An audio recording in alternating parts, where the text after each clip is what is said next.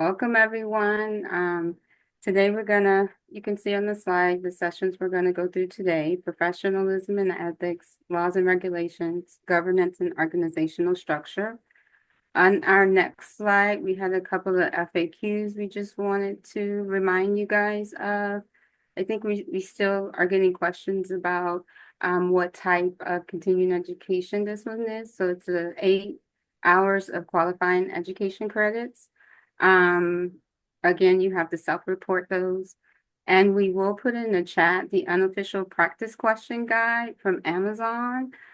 So you guys, if you'd like to purchase that, I think some of our team members did acknowledge that that could be very helpful for you guys.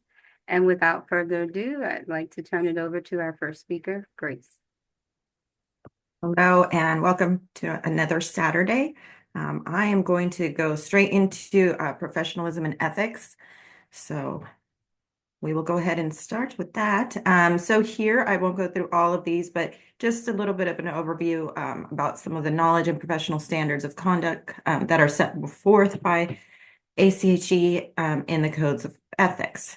So really going over some of these questions, having some of the knowledge of the consequences of unethical actions and implications of human subject research as well as gone over in this portion.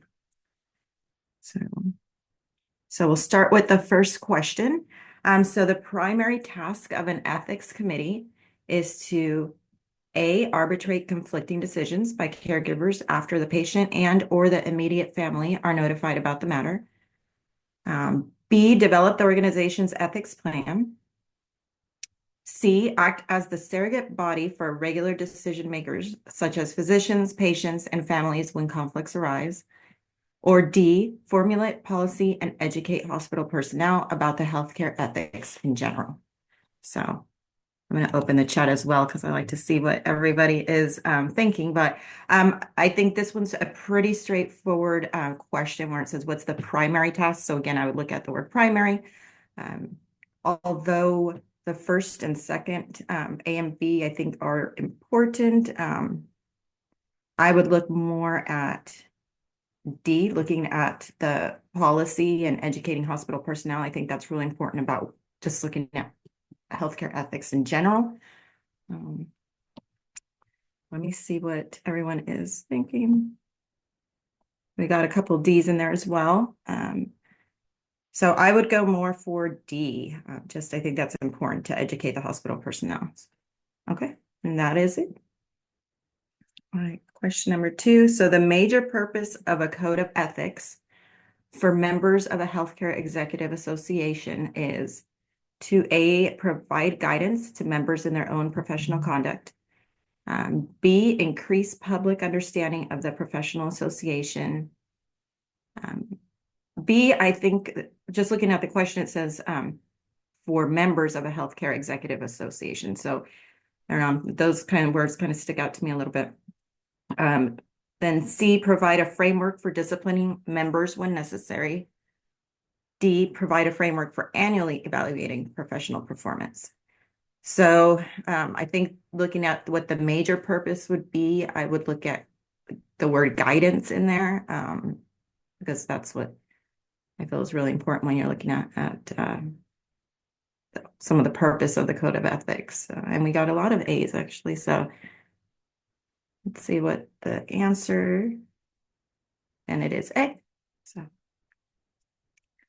Okay, so 3 is the ethical precepts, organizational philosophy that guide an organization's activities are found in a variety of sources that are A, reflected in everyday actions, B, the sole province of senior management, C, part of the governing body's formal actions, and D, written and unwritten.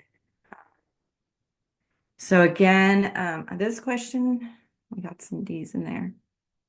So looking at the guide and organization's activities are found.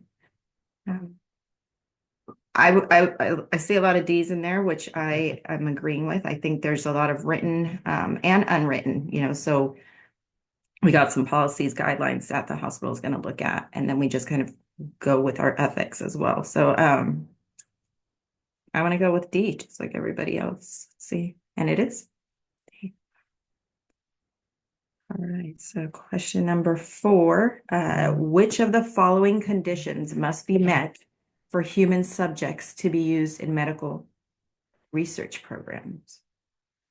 So A, no suitable animal model exists for use instead of people.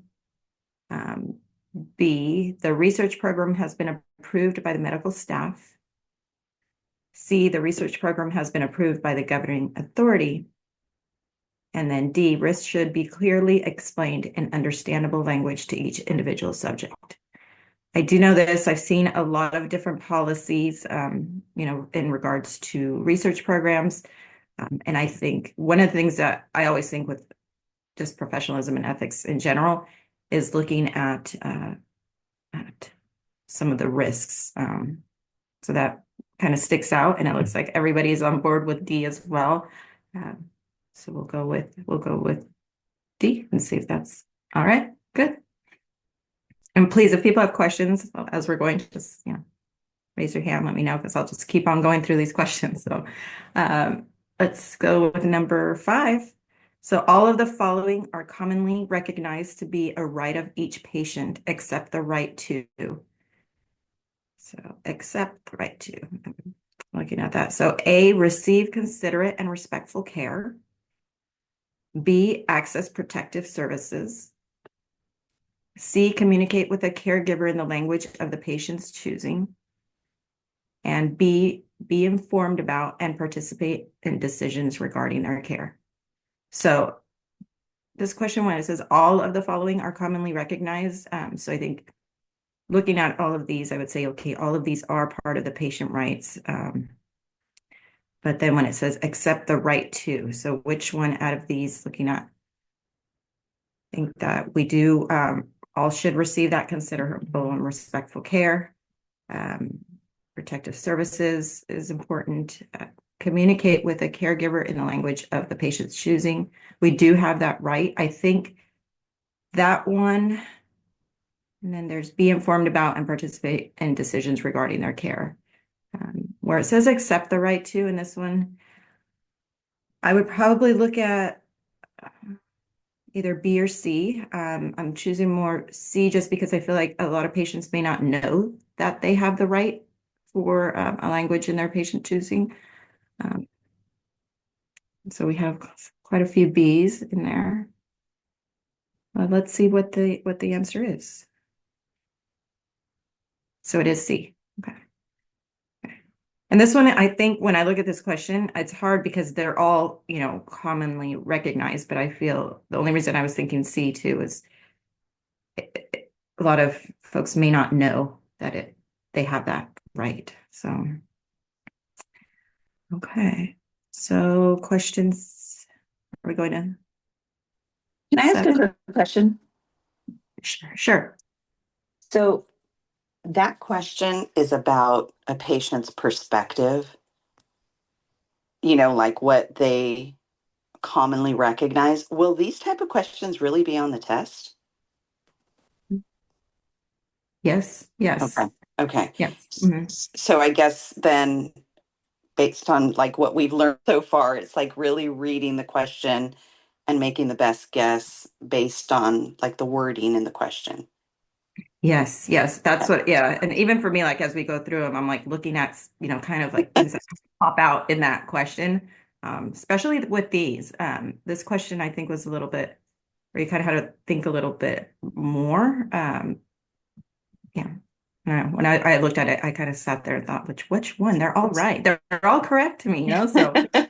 Yeah, and I guess for me, I did not focus on commonly recognized, and so I think that's where I understand your choice and the correct answer. But I think for me, it's a patient's perspective that was a little confusing, or that I question, I guess. Yeah. And I like how Richard just put in the chat that can be, it's why you need to read them carefully so you have plenty of time so you don't rush yourself. Yeah, agreed. So, Bryce, Yeah. just that I, sorry, one other comment on this. So you're saying all of them are rights of the patient, but this one is not commonly recognized by patients. Is that the answer? Correct. Okay. Mhm. Thank you. Yeah. Makes sense. Nice. And a reminder to make sure you're thinking nationally, not California. California, I believe we have statutes saying that you have a right to get a translation service. So that may not be national, even if we think of it day to day here. Yeah, and that's a confusion for me, Richard, because I mean, working in California, I think this is common knowledge to us and our patients, but it is not. So this one, I definitely would get it wrong on the test. And now I know. Agree. I think Agree. That's a California- great point that we need to think nationally. Until California withdraws from the country, then we'll be okay. All right, so we'll move to number, are we moving to, is there 6 or 7? 7. Okay. So the healthcare executive with opposing duties meeting one of which makes it impossible to meet the other has a conflict of interest, B, management ethical dilemma, C, need for a consultant, or D, responsibility to protect themselves. So first thing I would do is probably reread the question again. So the healthcare executive with opposing duties, meeting one of which makes it impossible to meet the other. Off the top, I would probably, I'm looking at conflict of interest, management of ethical dilemma, that maybe. I don't think a need for a consultant or responsibility to protect themselves. So probably be, and it looks like a lot of folks are answering A. I would look more towards A, conflict of interest. Let's see what the answer is. So it is A. B is correct in that you do have an ethical dilemma, but A is more correct. It's more precise. And that's why I think it makes it a better answer. Yeah. Yeah, no, I would agree. Yeah. All right. So 8, a non-legitimate reason to release information from a patient's medical record is when A, subpoenaed by a court order, B, requested by the spouse or next of kin, C, the patient becomes incompetent, D, reporting statistics for a research project. So I think when looking at a non-legitimate reason, most of the time when you get subpoenaed, by then we do have to release depending on what exactly they're looking at. I know some changes have changed in California, or some laws have changed in California, but if we're looking at nationally, usually when you're subpoenaed, you have to release. Requested by the spouse or next of kin, I would think, unless they have a release from the patient. If not, they couldn't just request, medical records from the patient. The patient becomes incompetent. In this case, I feel that they can, but again, I would think of some type of power of attorney or something would have to be put in place to do that. D, reporting statistics for a research project. In most cases, when there is a research, I would think there's probably been my hope would be there's some type of consent that occurs where you can report those statistics out. So this one, I would go and think more so maybe the B. I know there's some D's in there. I know Richard's saying stats can be de-identified and then can be released more freely. That's true. Yeah. So, yep. So it's B. Okay. And the way I think of this one, just thinking, yes, they could be requested by the spouse or next of kin, but again, they would have to have some type of release of information from the patient saying it's okay. Right, so B, 9 is which of the following is not an example of breach of fiduciary duties? So A, an executive who is distracted by personal and or a family situation resulting in poor performance. An executive whose judgment and effectiveness is impaired due to substance abuse. An executive who relies on subordinates to relay appropriate information. An executive who fails to maintain competencies in one's field. So I look at the question again, which of the following is not an example? Now this one is kind of stuck. I know we see some C's in there. I would probably, in this, let's see, we got a couple C's. So that one is an executive who relies on subordinates to relay appropriate information. Stuck on this one. But it is C. I don't know if Richard or anything, if you guys have any comments on this one, because this one kind of got me stuck a little bit just looking at it. So This one's kind of a tricky one because it's got yeah, two potential weird things. One is not an example, which you picked up on, but on C, it's relaying appropriate information, right? Yeah. So if you're depending on your people to send out, something to the medical staff, nothing wrong with that, right? That's appropriate Hmm. information. You're sending it out in an appropriate way. Not a problem. Now, if you're asking them to lie, then you've got an issue. Yeah. Yeah, that's true. And if I may Read comment, it carefully. yeah, maybe I misunderstood this, but to your point, Richard, I think when it says relay information and not have them make decisions, it's basically that's what we do as executives sometimes is we ask them to relay a piece of information appropriately and not Yeah. make decisions. And that's how I read it. Yeah, I mean, we can also delegate decision-making authority, and there's nothing wrong with that either automatically. So it's example, read the questions really, really, really carefully. Yeah. And look for words that are weird. Correct. All right. I think moving on to the last question. So the legal aspects of consent include all of the following, except A, voluntary, B, informed, C, medically sound, or D, competent. So legal aspects, I look at that of consent, and then which one wouldn't really fall here. So yes, it's voluntary. I would say, okay, that one is part of it. B, to be informed. I think that is correct. C, medically sound, and D, competent. I kind of look at those two. It looks like a lot of C's in there. I think medically sound would be the exception. So let's see. The answer is, and it is C. All right. This is another weird one in the sense that, can you put it back there? The previous one, the consent is the patient giving consent, which must be voluntary, informed, and competent. The information being requested or the consent being requested from the provider hopefully is medically sound. Hmm.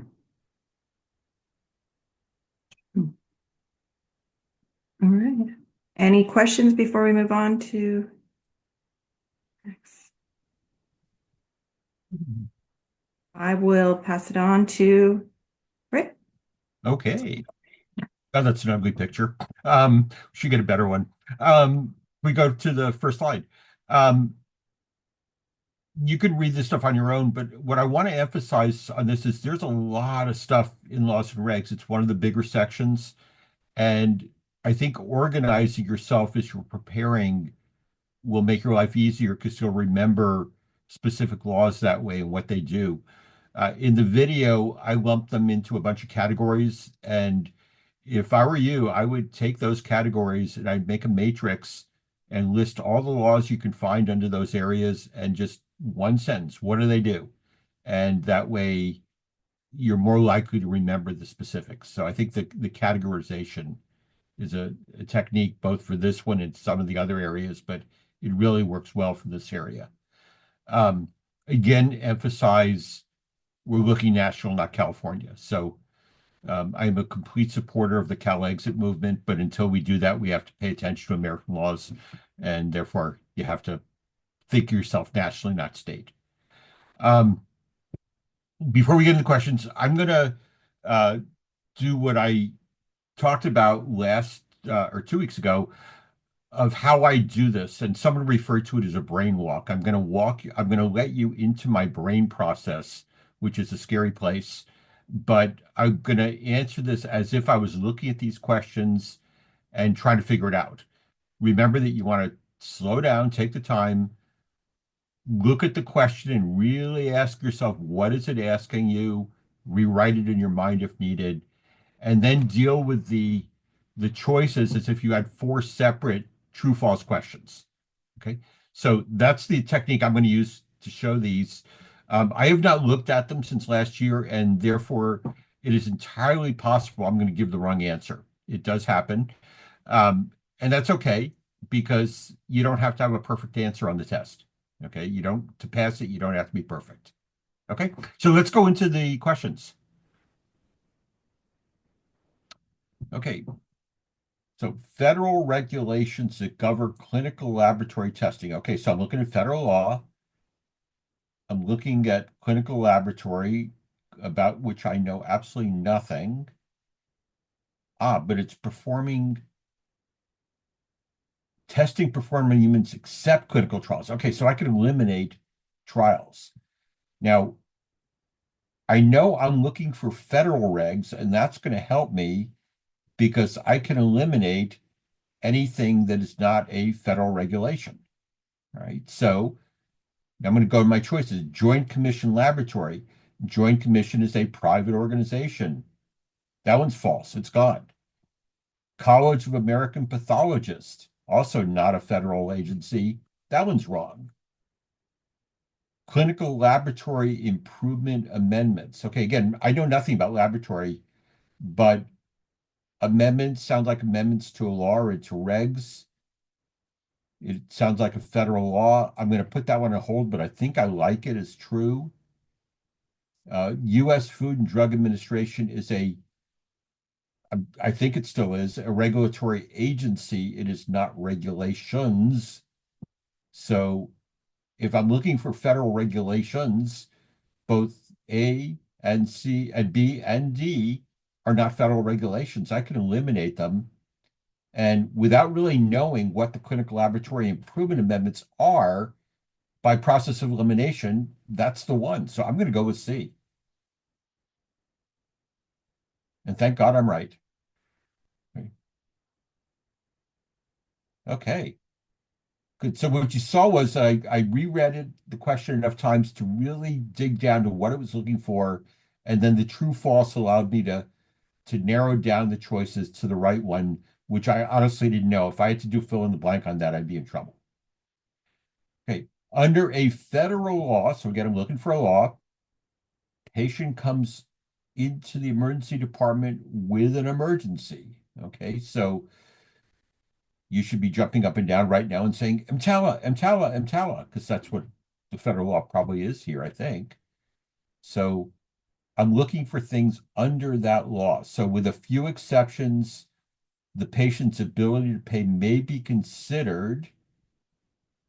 Well, no, EMTALA is trying to say you've got to get screened and stabilized regardless of delayed pay. So I'm pretty sure A is wrong. With few exceptions, the patient's condition must be stabilized before transfer or discharge. Yeah, that's the basis of EMTALA. You can transfer patients if they need a higher level of care than you can provide, but other than that, you got to stabilize them. So B looks good. A police officer may be asked to authorize treatment. Yeah, not at all. No, they have no ability to do that. And hospital has no duty to treat the person. Nope, that's what EMTALA is trying to do. So A is a little gray for me, but I don't like it that much. B is absolutely correct. C is absolutely wrong. D is absolutely wrong. So I'm going to go with B. And it is correct, and a couple people put the correct answer in there as well. So someone asked, exam is all multiple choice and no fill in the blank. That is correct. It's just multiple choice. All right, number 3. Well, this one kind of goes back to the other one. So what law addresses the practice of dumping indigent patients? So dumping meaning we're not going to treat them at our hospital, we're going to send them over to the county hospital. And again, you're probably jumping up and down and saying EMTALA, and you look at them and say, uh-oh, EMTALA's not listed. This is a trick. Right? So let's see if we can eliminate three of them. ERISA, employment, retirement, something, I don't know, remember what it stands for, but it's basically a federal law about insurance and about retirement and some health insurance. Nothing to do with dumping. COBRA, here's the trick. COBRA was a law, Consolidated Omnibus Budget Reconciliation Act, and EMTALA was a subsection of that. So that's one of those ones, if you know that, then you know that COBRA is the right answer. It's true. PARCA, God, last year someone told me what PARCA is, and I can't even remember it. The last day is Act, and other than that, I have no idea.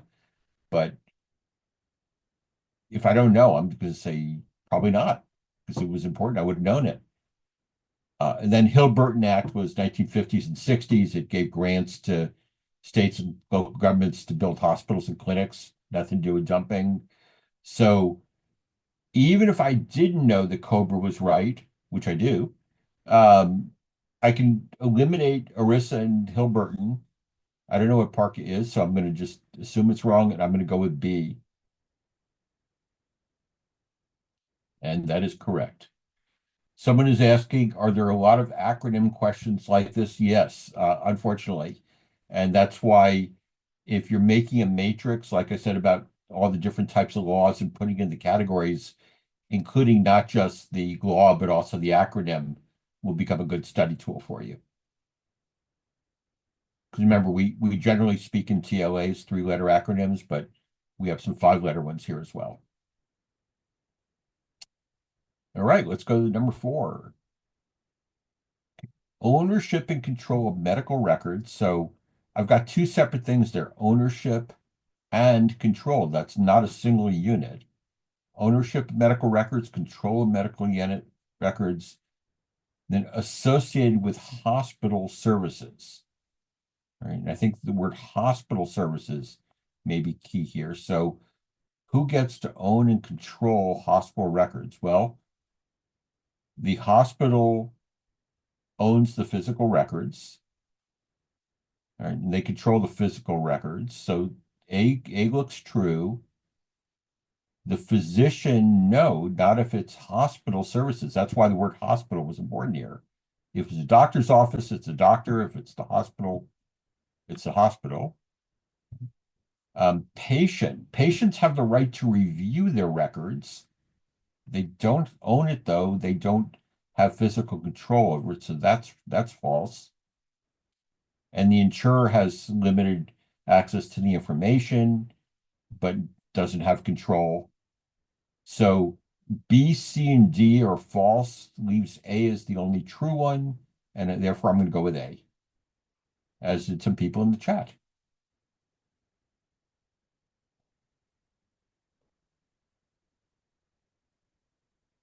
All right, let's go to number 5. I'm on a roll, so this is about the time I'm probably going to screw something up. Didn't we just do this one? The rules governing the acceptance and treatment of emergency patients. All right, so again, this is the one we were just talking about, the rules that says that you must screen patients and stabilize them. And here we do have EMTALA, which is the way most of us know that, are known as. So, so EMTALA is right. EEOC, Equal Employment Opportunity Commission, nope, nothing to do with emergency patients. Stark 2. Stark is the rule on self-referral, physician self-referral. So nothing to do with emergency patients. That's wrong. And now we got COBRA. So now we've got EMTALA and COBRA both as answers.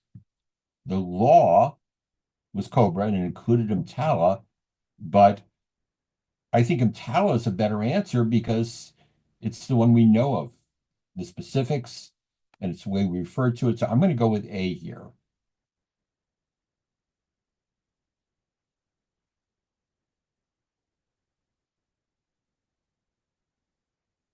So this is an example where you do have two that at least technically are correct, and you're going to say which one's the better one.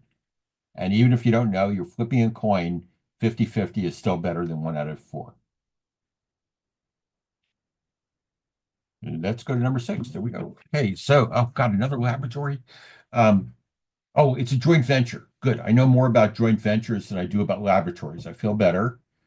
Okay, a joint venture laboratory owned by a hospital and physicians and its medical staff. So I'm kind of picturing in my mind that you've got this laboratory, and over it you've got the hospital owning part of it and the medical staff owning part, or the physicians on the medical staff owning part. It would probably be in violation, right? So I'm looking for something wrong here. Be in violation of fraud and abuse laws if it were to. So what would make this joint venture wrong? What rules could they break? Well, okay, market its services to both investors and non-investors. Nothing to do with fraud and abuse there that I can see. That if you market it to everyone, that's good. So that one's false. Offer ownership shares at the same price to referrers and non-referrers. So if they're saying it's $10 a share and we don't care whether you refer patients, that's a good thing. So that one's false.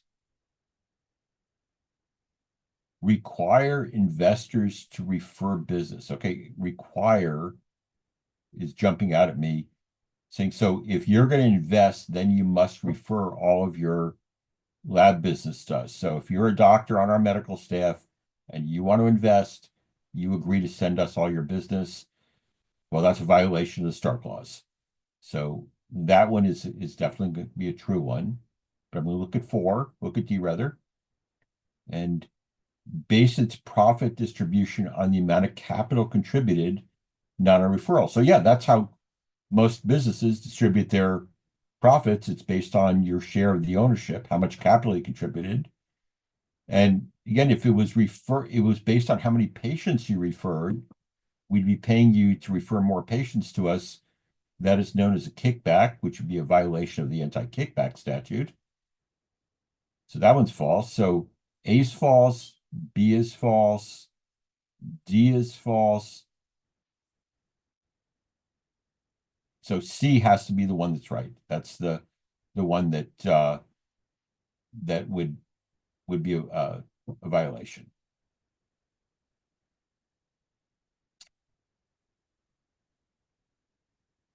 Let's go to number 7.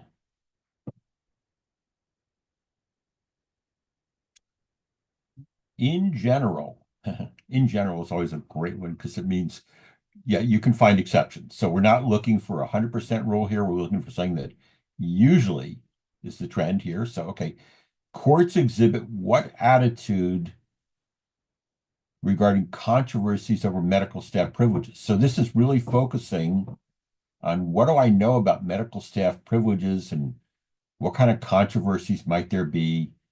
And then what might the courts do about it? So I'm kind of reading the question backwards there. So what will the court do about a controversy? So human lives are at stake and the court must intervene to protect physician rights to save lives. Yeah, no, not absolutely. So that's false. If the decision was supported by reasonable evidence, courts will not substitute their judgment for that of the hospital board. So if the decision, well, what decision? What decisions do hospital boards make? Well, they actually are the ones who decide who gets privileges. And if it's supported by reasonable evidence, yeah, the court is probably going to go with their judgment. They're not going to overrule it as long as the decision was reasonable. So B looks good. B looks true. Hospitals must not be permitted to interfere with doctor-patient relationship. Yeah, right. That one's false. And courts may not entertain suits regarding medical staff privileges. Yeah, no, they do all the time. I mean, that's almost standard. If you tell a doctor you can't be on medical staff anymore, the doctor will turn around and sue you. So that one's false. So let's see. A is false, B is true, C is false, D is false. So B looks like the right answer, and people put B in the chat room. Let's see if B is right. B is right. Number 8.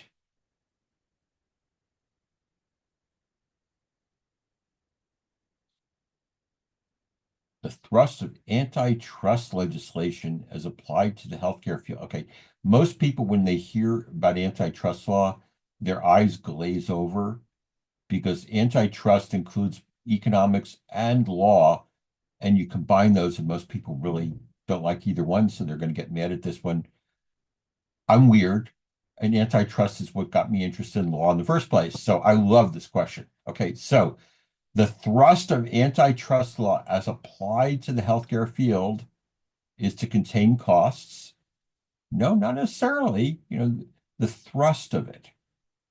Contain costs. No, because it's cost and quality both can be impacted. So I don't think A is going to be the answer. It's not totally wrong, but it doesn't sound like a good answer to me. Contain rising costs of independent single unit hospitals. Well, again, cost is not completely the issue, and certainly independent ones aren't the issue. It's usually more like the mergers of putting multiple hospitals under the same ownership. So B is going to be false. Monitor the scope of health services provided. Again, not antitrust. That was the old health planning laws that we did back in the 70s and 80s. It's trying to make sure we had enough health services. So antitrust is not going to do that. That's false. So let's see. I kind of think A might be something. B's wrong. C's wrong. Let's hope D's better. Protect the public's economic interest. And that's basically the definition of what antitrust does. It's trying to protect marketplaces, to protect the public's interest. Both cost and quality come in there. So I said A might be part of an answer, but D is a much better answer. B and C are absolutely wrong. Let's go with D. And it is right.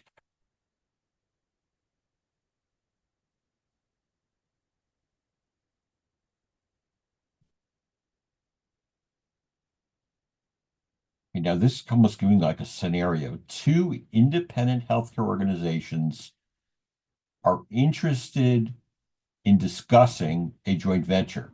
Now, we've got two weird phrases there. I might be able to eliminate interested in and discussing. They're not doing it. They're just interested in discussing it. Okay. To initiate a cancer treatment program.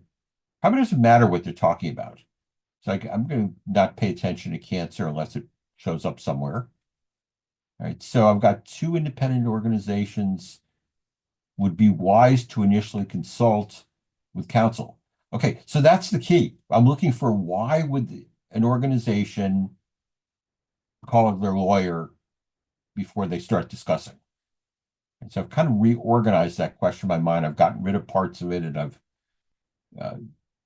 narrowed it down a little bit. So, okay, so liability is equal, though disproportionately owned.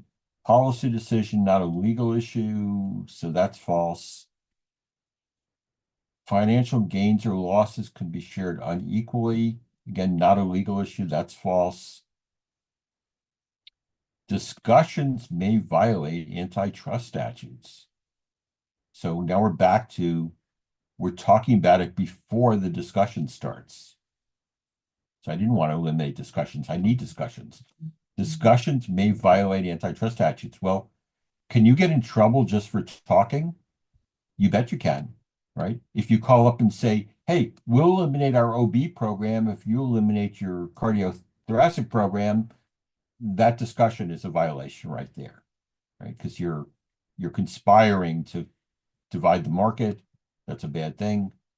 So C looks good. Let's look at D. Current facilities can accommodate the program. Okay. Raise your hand if you've ever asked your lawyer if you have enough floor space for a new program. Yeah, I didn't think so. So D has nothing to do with anything about the joint venture where you're going to ask your lawyer. You're going to ask other people, but not going to ask your lawyer. So A, B, and D are all things I don't want to bother ask my lawyer. C is saying I absolutely want to make sure my lawyer is going to protect me from violating laws by mistake. So I'm going to go with C as the right answer.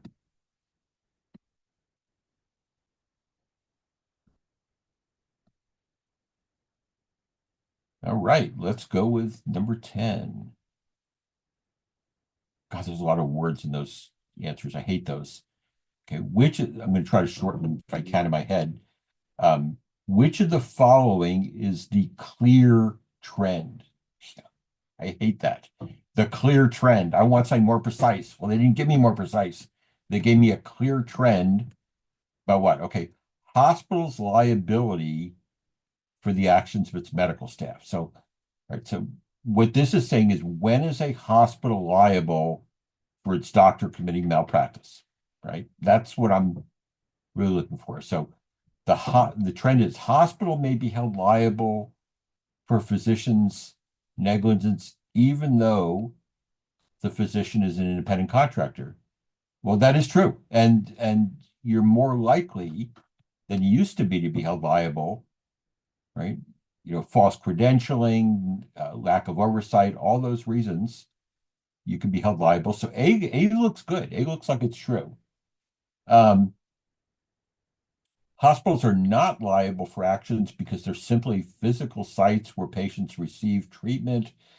Yeah, that sounded really true in 1900, maybe even 1910, but certainly not anymore. So B is going to be false. Courts are becoming more reluctant to impose liability on hospitals for negligence of physicians. If only we would love that, but not true, not the trend. And hospitals liable only if the physician is an employee. Well, that goes back to A. I said that there are places where the hospital's liable, even if the physician's an independent contractor. So that makes D false. So A is true, B is false, C is a fantasy, and D is false. So I'm going to go with A. All right. We have another one, or is that it? That is it. Anyone have any questions on these?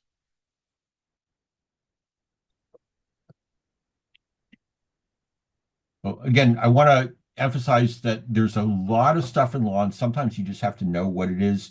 But sometimes it's just recognizing the names and the names of the laws and having a basic idea of what they are. You don't need to be a lawyer by any means. But if you find a way to organize the information, it becomes a pretty good study sheet for you, as well as a way of figuring it out. As someone pointed out, lots of acronyms. So I would definitely look at those and slow down. Use the technique I'm trying to demonstrate here of really make sure you know what the question is asking, rewrite it in your mind if needed, get rid of extra words, and then do the 4 true falses to, if nothing else, get rid of two of them, hopefully get rid of 3 of them. And I will turn it over to Mary. Hey, hi. Good morning, everyone. I'm going to bring us home this morning with the last 10 questions, but just a little bit about me. I'm currently a practice manager at UC San Diego Health, overseeing internal medicine for them. I am also the representative on the Study Group Advancement Committee for ACHE San Diego. We recently changed our name from SOHL to ACHE San Diego. If you're wondering what is ACHE San Diego, it's our new name. And then I'm also a lecturer at the School of Public Health in San Diego State. And I probably should have updated this, but this year I started my doctorate in public health in executive management at San Diego State School of Public Health as well.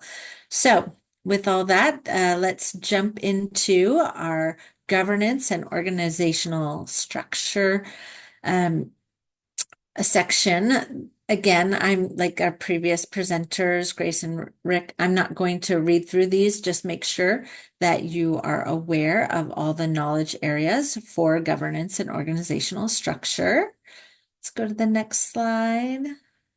And let's jump right into the questions. So a lot of time spent just really examining the question and the answers and focusing on a little bit of more of test taking strategies and assuming that you have the knowledge base already. So the first question, the finance committee of the board, so the board of an organization, healthcare organization, is responsible for, we've got 4 choices here, so I'm going to read through them quickly. Monitoring budget performance, awarding CEO increases and bonuses, acting on behalf of the board in their absence, and then permitting joint ventures with other corporations. So we're really looking at what is the finance committee's primary or responsibility, and awarding the CEO increases and bonuses. The board may do that, but it's not specifically the finance committee that would make that decision. They may make a recommendation, but they certainly are not making that decision. So I'm going to cross off B. Acting on behalf of the board in their absence. Well, the finance committee is part of the board. So frankly, this answer does not make any sense to me. How the board would act on behalf of the board in their absence. And then D, permitting joint ventures with other corporations. I think that this is not necessarily the finance committee making this more of an operational decision or decision to go into a joint venture with other corporations. There may be some aspects of that process that involves the board, but as far as looking at the finance committee of the board, monitoring the budget performance of the organization in which they are the board, I believe is the best answer. So let's see, everyone else looks like A. So it's unanimous. Let's A. Okay, great. Let's go on to the next question. So the next question, the most critical committee. So the most important, the committee that can't be done without, that requires tenured board members. So tenured board members, board members with experience. You're not a newly minted board member. So we're looking at a critical committee. So we've got 4 committee choices here: audit committee, finance committee, nominating committee, and the executive committee. Well, the most critical committee that requires tenured board members, the D might be seen as the obvious answer, but I'm going to say from some limited board experience myself for a federally qualified health center that would not be the most critical committee. A, the audit committee. Yes, auditing is very important piece of the board's duties and responsibilities, and the same with finance. But I think the most critical committee from my perspective that requires board members, and typically it includes like past presidents of the board, is the nominating committee. So I'm going to recommend C, the nominating committee. what is it? C, right. I see there's a lot of D's here for this answer, executive committee. I don't know if the other Richard or any of the other of our BOG committee want to weigh in on this.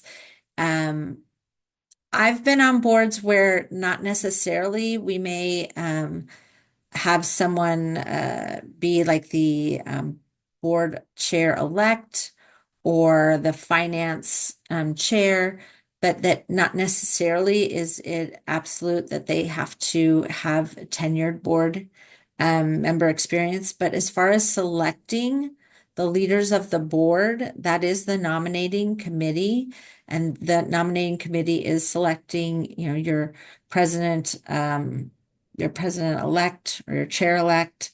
So very important to have tenured boards, critical to have them as part of that committee. I don't know, any other comments, Richard? Yeah, this I hate this question, by the way, because it is really a judgment issue. It's not one you can come up with the right answer, but you can eliminate audit and finance easily because you may recruit people with finance experience and put them right on that committee. So those two can go out. So you can almost flip a coin between these other two because there's good arguments. The argument for nominating is people who have been there a long time. They know the organization, they know its needs, and therefore they would bring people in to meet those needs. But I don't think anyone's going to get on the executive committee in their first year either. So I could, Most likely not, unless maybe it's a very desperate situation. But also, the nominating committee is usually chaired by the immediate past chair of usually the organizations. And yeah, so I agree with it is a judgment call between C and D, but in my experience, C usually is more heavily weighted with people that have been on the board a long time and have seen leaders throughout the years for the specific board. Okay, enough of that one. Let's move on. 3, the duty of loyalty requires that. Okay, I'll read through these. A board member discloses all of their assets before becoming a board member. A board member belongs to as few healthcare organizations as possible. A board member refrains from conflict of interest. And then a board member serves out his or her term. So reading through these, I'm going to go back to the question, and what I'm really focusing on is duty of loyalty. So loyalty to the board. I don't think you'd have many board members, and not necessarily a requirement of a board member to disclose all of their assets. I think that is not part of the duty of loyalty. You can have board members of all levels of personal assets, and not typically or requirement of becoming a board member. A board member belongs to as few healthcare organizations as possible. Usually, typically board members, people are selected for board members for maybe their background and experience. So I definitely think B is not the right answer, because I would argue that maybe it could be on the flip side, that you want someone who has maybe had a vast career experience working for different types of organizations that they could bring to that board. C, a board member refrains from conflict of interest. I definitely think that this is a possibility. Let me just look at the next one. A board member serves out his or her entire term. Well, although you would like a board member to serve out the entire term, life happens, and that might not always be the case. I don't necessarily think that within the confines of duty of loyalty Maybe commitment, and you could say that a member, but even then, there may be extenuating circumstances. They get a job promotion out of the area and no longer can serve as the board. So C, conflicts of interest and duty of loyalty go hand in hand, and I am going to recommend C as the correct answer. And it is. And we had at least 2 people that agreed on our chat here. Okay, going on to number 4. Can I ask a question about this? Yes, You know, yes, sure. You want to go back to that question? Yeah, Yes. please. So to me, the one that threw me, I mean, I'm torn between C and D, and probably D is, I mean, it's obviously not to me. So I would have picked C, but I think it's the wording is a little strange because as a board member, sometimes we are faced with situations where we have a conflict and we just need to disclose it. So the word refrain kind of threw me off a little bit because you can't just refrain from all conflicts. You're going to have some conflicts as a board member every now and then, as long as you disclose it. So I mean, again, by process, I probably would have picked C, but to me, it's a little confusing. Any thoughts on this? Well, I think if you have a conflict of interest, meaning maybe you will financially benefit from decisions made by the board, where would your question of loyalty be? Would it be to the board or would it be to yourself? So I mean, there Richard gave a definition. I'll let Richard go into that. Yeah, I mean, uh, you have a lot of duties when you're a board member or when you're really any member of an organization. But duty of loyalty is very specific to making decisions that benefit the organization, not benefit either yourself or some other organization. So that's why D, I think, would be wrong because I don't think that's duty of loyalty. I think it's duty of something else that I can't remember. One of the other phrases there, one of the other specific duties. C is slightly more than disclosing. I mean, if I have a conflict of interest, and yeah, they show up all the time, I have 2 things. One is I have to disclose it. The other is I have to recuse myself from the decision, right? And that Right. means that I'm refraining from the conflict of interest. I think the word there is refrain that's important.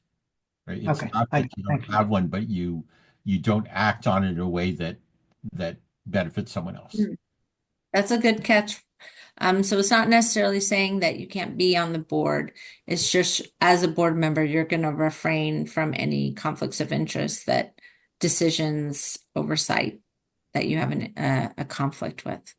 Yeah, I Thank you, mean, for Richard. example, if you're renting property from a board member, that's fine. But when you vote on the lease, the board member leaves the room. Okay. Thank you.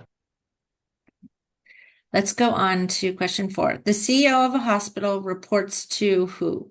The board chair, the executive committee of the board, the compensation and evaluation committee of the board, the entire board. I know this having served, like I said, on the board of an FQHC for about 7 years. And I'm going to jump to the right answer right now is the entire board. Do process of elimination there. Definitely C is out as far as reporting, the CEO of reporting to it. CEO wouldn't report to a specific committee on the board. And then as far as between A and D, you have the CEO reports to the entire board, not just one person, not just the board chair or the president of the board. We have a question mark D. It is D, the entire board. So I don't know if anybody wants to chime in about that or has more. It's just just the structure of the board oversight of the organization and the operational leader of that, the executive leader of that entity. Anything else? No? Okay, let's jump on to 5. Regarding the hiring of employees, the board should be intimately involved in which of the following? Well, right off the bat, when I read regarding the hiring of employees, plural, the board only hires one employee, and that's the CEO, at least in my experience of boards. And then intimately involved in which of the following positions? The board typically is not at all involved in like intimately involved in any operational decisions. They're, having from an oversight perspective. So, in reading this question, there are a lot of red flags for me just to read the question when it comes to board and organizational structure or governance. So we'll just go through the options here for number 5. All management personnel, all employees within the organization. I already gave the answer when I started talking about it. This C, the CEO, and D, all clinical personnel. So, like I said, we could start with the outer circle, the most comprehensive, all employees within the organization. Definitely not, the board is not intimately involved in the hiring of those positions. Then you want to look at the other buckets of either clinical personnel. No, the board is not involved in hiring clinical personnel of a healthcare organization.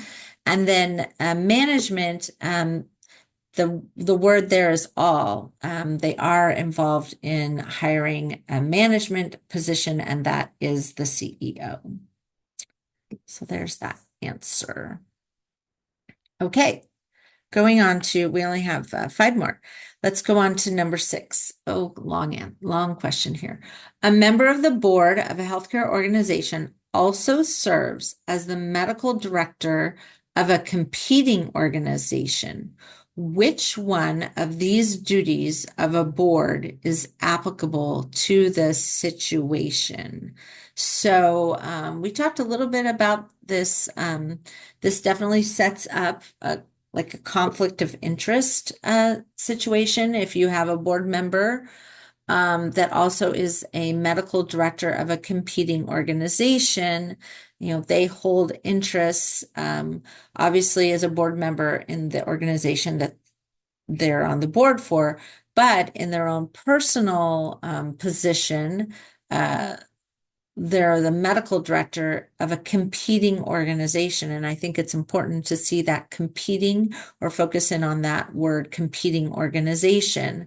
So which of these duties of a board member is applicable to the situation? So we'll read through: duty of care, duty of obedience, business judgment rule, or duty of loyalty.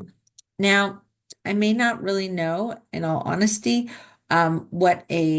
what some of these business judgment rule is, and maybe some of our attorneys on the line might know that a little bit more in part. But when we're talking about a board member who's serving in 2 different capacities, I think it brings us back to D, the duty of loyalty, the conflict of interest. So in that situation, if the board is discussing and making decisions of strategy, or something that that specific board member who works for that competing organization in any capacity, that would be a situation of duty of loyalty. And as Richard had said before in previous question, that board member may need to recuse themselves for that decision, which would pose a conflict of interest. And we have a couple of Ds. Any questions on this question? Just the duty of care is the one I was trying to think of before in terms of committing yourself to serving your entire term. Oh, is that what it is? So going back to the loyalty question, Yeah. it's not a duty of loyalty to serve out your term, it's a duty of care. Yeah, it's that you agree to do best effort. Yeah, best effort, yeah. Sometimes life happens and you but in general, you try to serve out your term. Okay, let's go on to 7. The danger of having a large board greater than 17 is, okay, let's read the questions or the answers to this question. The board can never have a quorum. I don't typically like questions or answers that have like always, never, all, but we'll continue to read down the rest of the options here. The board will not be able to elect a chairperson. There will be too many committees, and the executive committee will make all of the important decisions. Okay, having all these answers ahead of us here, I'm going to eliminate A. The board can never have a quorum. I don't think that that is necessarily the case, and the word never, that's just, I mean, there's going to be times where they could have a quorum, even if they have a board of greater than 17. B, the board will not be able to elect a chairperson. I don't, again, it's sort of a black and white question. I don't think that that's the situation. If you have greater than 17, why you wouldn't be able to elect a chairperson. C, there will be too many committees. Well, I think in establishing committees, the number of committees not necessarily dictated by the number of people that you have on your board. So I'm going to eliminate C. The executive committee will make all the important decisions. I am gravitating towards D because if you have, the old saying, too many cooks in the kitchen, too many, too large of a board, or having a large board, that when it comes down to it, it will over and over gravitate to just your executive committee, your making the important decisions for the board. As the board gets larger and larger, important, decisions are can be more difficult to kind of wrangle in all those differing opinions to make important decisions. So Lori, she's going with D. What is it? D. Okay. Any questions about that thought process? Okay. Let's go on. 3 more questions. 8. Which of the following should be included in an organization's mission statement? Okay, which of the following should? So it's with that word should, it's basically saying you shouldn't have a mission statement without this included. So our choices are ethics, services, strategies, and lastly is D, facilities. Well, you go back to the definition of a mission statement, and mission statements definitely include what the organization does. And so when I look at the answers, to me, actually be services. What services does the organization provide? It's their mission to deliver, XYZ to the population it serves. And so while ethics, strategies, those two are not typically included in your mission statement, definitely not strategies. And facilities, I don't know, that's just kind of random option to me. I don't know how your facilities really taps into your mission statement and listing your different facilities. If you're quite a large organization and have dozens of facilities, ambulatory hospitals, that's not going to be feasible in a mission statement that is usually pretty short and direct. So I'm going to go with B. There you go. You also, for A, just another last comment, many organizations have like mission, vision, and values, and and they'll list like their core values. And that's where typically your ethics will play into the ethics of the organization, play into listing the core values of the organization. Okay. Last but number 9, second to last. The process of validating a professional's eligibility for medical staff membership and/or privileges to be granted on the basis of academic preparation, licensing, training, certification, and performance. Oh, there's a lot of words in there. Let's try and unpack this question before we even read the options for the correct answer. So what is this question focusing on? It's focusing on a process. So, and a process of validation. And what is the validation? It's for a professional's ability or eligibility to be on the medical staff and whether those med staff privileges will be granted on the basis of looking at their academic preparation, their licensing, their training, certifications, and their performance. So I think I understand the question a little bit better. So let's look at the options: privileging, verification process, credentialing, and education authentication. So if we look at A, privileging, I mean, this process is requesting privileges, but it's, from my perspective, that's only just a piece of this question. And you're looking at, okay, this process of privileging or of validating and or privileges, granting privileges. That's not the most appropriate answer in my opinion. Verification process. Well, yes, it includes a verification process, but that is not what is commonly, this process is commonly referred to, although it does include a verification process.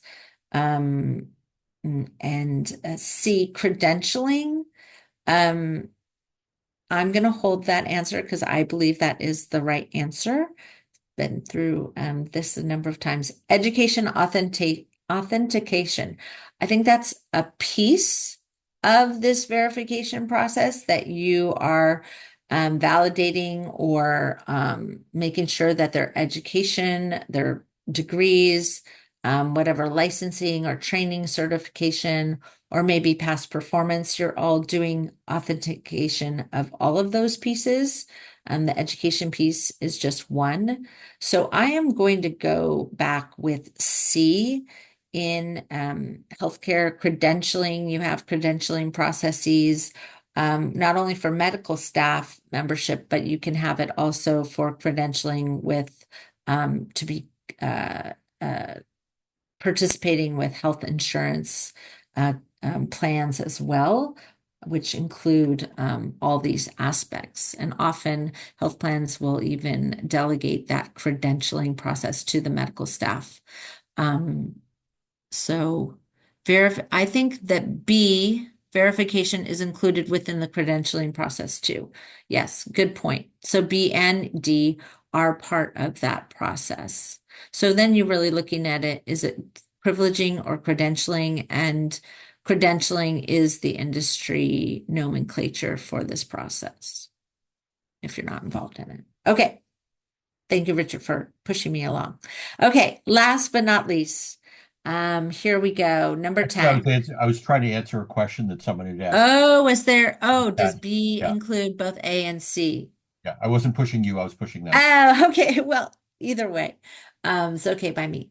The mission statement of a healthcare organization should specify which 3 things. So we had the mission statement question from before. So let's see what this mission statement question involves. So should, again, should specify. So basically, you're just relying on your understanding of what mission statements entail for healthcare organizations. So let's look at the options here.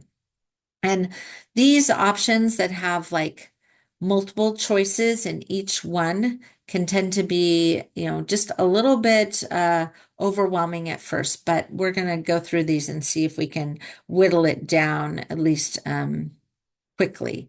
Long range plans. So going back, mission statement, what our bread and butter of what we do as an organization. Long range plans, accreditation bodies, profit margin. Okay.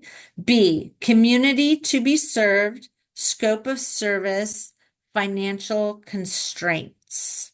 Okay. C, joint ventures, employee satisfaction rating, scope of services, and D, long-range plans, joint ventures, and employee satisfaction rating. Okay, well, your mission statement, first of all, does not change from like year to year, like maybe your employee satisfaction ratings might. So just on the basis of that, I'm going to eliminate C and D because those can change. So I'm looking at A and B as possible options. Your profit margin, again, that may change as well from year to year. And so you're not going to update your mission statement every year to include, what the organization's profit was, or something that is changing. Accreditation bodies, your accreditation in all likelihood could, you could be accredited with one body and, maybe you're not accredited the following year, things like that. So again, and long range plans, that's more like your strategy.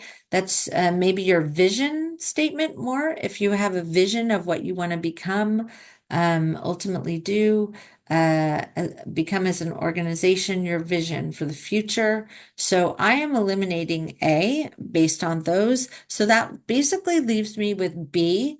Definitely community to be served, your population, your services, which was the answer to the previous question about mission statements, and any financial constraints that the organization in delivering those services are often included, may be included, but in this question, it's saying it should be included. I don't know if every mission statement I read has financial constraints, but it's definitely a recommendation here as a best practice. So I'm going to go with B. And we have 2 people with B, and B is the answer. I think that last question was relatively easy because some of the things were so obviously not and could not be part of a mission statement for an organization. Richard, do you have some? I was thinking the thing that makes financial constraints makes it make sense to me in this is that you can't say our purpose is to provide all services to all people because there's not enough money. So we have to, even if we don't specifically say within those constraints, we're including it by limiting ourselves, by saying, no, this is our mission. That is not our mission because we can't afford it. Right. Exactly. Okay, that's the last question for governance and organizational structure. Are there any questions about this? Okay. That's the last section for today. Don't we I think have we were some, supposed to end at 11:30, so I think we made good timing. well, don't we have some extra questions we could try if people want? We could. Extra questions. I don't know what areas. Who's driving the board this morning? It's not me. I mean, It's me. So I got some extra questions ready. I can pull them up real quick. Okay. 2 seconds.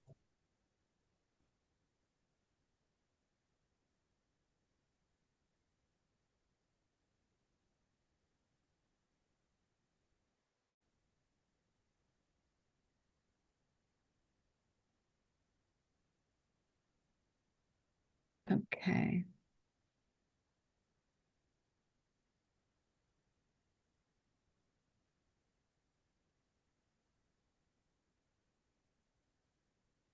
Okay. So governance and organizational structure. We're going with this. We didn't want to pick want to pick Richard's section. I'm just kidding. An expansion of an organization's mission that expresses intentions, philosophy, and organizational self-image, vision, code of conduct, purpose, or values. Well, this is explaining, as many people are stating, this does explain the vision statement, the components of a vision statement. So we're going to go with A. I think this is a pretty simple one. There. Yeah, good. Okay, next question. Comments of external auditors to the governing board that accompany their audited financial report. Comments of external auditors to the governing board that accompany their audited financial report in the form of unqualified comment, management letter, disclaimer comment, or executive summary. Let's see. D, we have one person for D. Let me see here. Unqualified comment. Ray is guessing. I don't think I'm going to go first with looking to eliminate things. So I'm going to eliminate B as a management letter. It is something that accompanies the audited financial report. Could be wrong there, but I think if it's not the management that is doing the audit, so I'm going to eliminate a management letter. I've got Lori saying it's D, Cindy saying it's D. Disclaimer comment. That could be part of but it's a comments of external auditors, a disclaimer comment. Maybe, I'm not quite sure on that one. Unqualified comment or executive summary. Comments of the company there. I think the executive summary would be part of the financial audited report. So this is something that accompanies that report. I'm gonna go with A. I could be wrong. It's been a while since I looked at these. Richard, you have another option? I'm going to go with B. And You're gonna go with B, I'm going the to go with management B. letter? Yeah. This shows how you can have two people who know this stuff real well who totally disagree, and you don't have to be perfect on the test. Remember, unqualified is a specific type of thing saying your books look great. We don't have any problems at all. Yeah. A disclaimer would be they are so terrible we can't figure out what it is. We're not telling you. We're not taking it. Executive summary, I don't think has anything to do with it. So I'm going to go with management. And as you were talking, I pulled the definition and I put in there. It's an essential document issued by the auditors to a company's management. Okay. I was thinking a management letter, meaning the way I read the question, that was a letter written by the management. Yeah. But the definition is something different. So let's see. Like I said, it's been a while since I've read this. B. Okay. So what's the definition of a management letter again? It's written by the auditor to management. To management. Okay. Talking about their conclusions. Okay. There we go. Okay. B. I stand corrected. Okay, we go. Yeah, A group you don't of have to be perfect on these things. I Don't know, go I know. crazy. It's been a while Don't be since perfect. I've read an audited report, though. Yeah. A group of agenda items passed without discussion unless a member requests a review used to focus attention on priority matters. Okay, I know the answer to this one. Our options are consent agenda, format agenda, ad hoc agenda, or review agenda. So this is talking about an agenda that's passed without discussion. So when I think of agenda items that are passed without discussion, it's definitely, and it says there, unless a member requests a review, then I don't think that D is the correct word because that's like the opposite. It's saying unless. Used to focus attention on priority matters. Well, if something is used to focus attention on priority matters, I don't think it's going to be C, which just the term ad hoc doesn't, that's kind of like added on. So I'm really looking at a format agenda and a consent agenda. And frankly, I've never heard of a format agenda, but I have participated in meetings that have consent agendas all the times, and I'm going with A. What's the answer? A. Okay. Do we have time for one more? It's 11:26. Let's see. Decisions permanently vested in the central corporation of a multi-corporate system. Decisions permanently vested. Okay, let's look at our answers.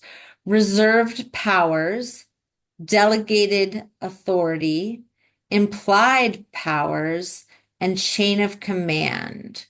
So we're looking here. I'm going to look at some of the things. C or D, implied powers or chain of commands. So when something's permanently vested, that makes it seem to me that there's like no questions that these decisions are going to be made at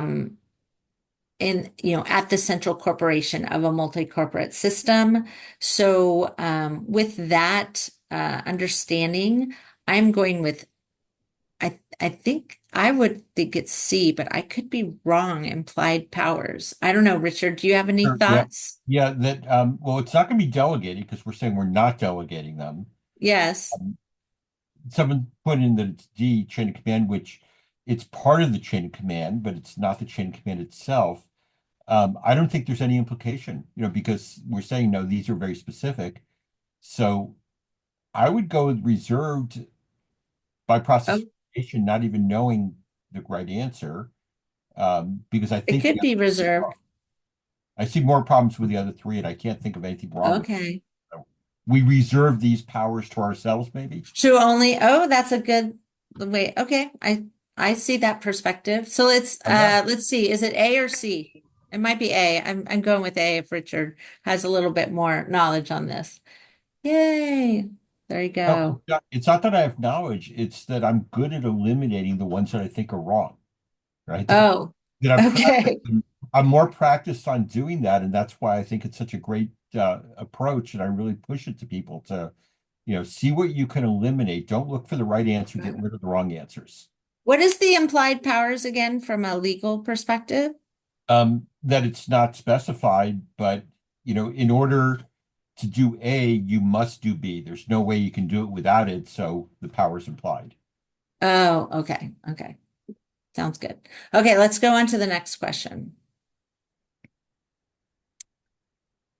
One more, 1 minute left. Which of the following is not a standard function of board chairs? Cultivate an effective working relationship with the CEO, mentor others on the board, command and control the board, walk the straight and narrow. Okay, so we're looking at, this is a not. So we're looking at the answer that is not correct. So 3 of the 4 have to be a function of board chairs. So definitely B is a function of board chairs is to mentor other people on the board. Cultivate an effective working relationship with the CEO. Well, definitely the CEO and the board. It's the board that hires the CEO. The CEO reports to the board. So I would think that having an effective working relationship would be a standard function, but let's see what else we've got here. Command and control the board. So we're saying command and control the board is not a standard function of board chairs. And then D, walk the straight and narrow. It seems so like cliche. It's between C and D for me, and I I'm not really quite sure, to be honest with you. It just seems like I would pick D, but walk the straight and narrow could be a function, a standard function. I've just never seen it stated that way. We've got many C's, so I'm going to go with the majority here that walk the straight and narrow is a function of the board chairs, and we're going with C. There you go. D sounds like being a bully. Where the chair is just overriding everything the board wants and telling them what to do. And that would be a bad thing to me. The command and control of the board. I don't know. Yeah. Okay. So that's why I like that one. Where professional ethics were on Grace's section, but does this class go to 11:30? Yes, we're actually overtime. We're overtime, 11:31. Okay. Well, thank you for hanging in with me on those extra questions. Can I ask a Thank general you, question? Richard. Yes. Not for you necessarily, but for the organizers. Just two things maybe, and I'm sorry if I missed that. So we're saying the total credits we get from all this is 8, including all the sessions. Is that right? That's one question. Yes. You have 8 qualified credits for Yes, attending that's for attending the 5 sessions. okay. And the second question quickly, the Amazon link that you posted, the reviews are not that good, but is this the one you recommend for questions? Like the best one? I'll answer that. It's not that it's a great source, it's that there aren't any great sources. Oh. ACHE used to give tons of practice questions, which they don't anymore. So someone put this book together. It's not the greatest one I've ever seen. I didn't see anything in there that I thought was wrong. They weren't all that great questions, but it does give you a chance to practice them. Got it. That's Okay, why appreciate it. I think it's Sure. a decent source. Appreciate Okay. everyone. Thank you. Command and control. Okie doke. Well, then that wraps up our session for today, and we'll see you next time.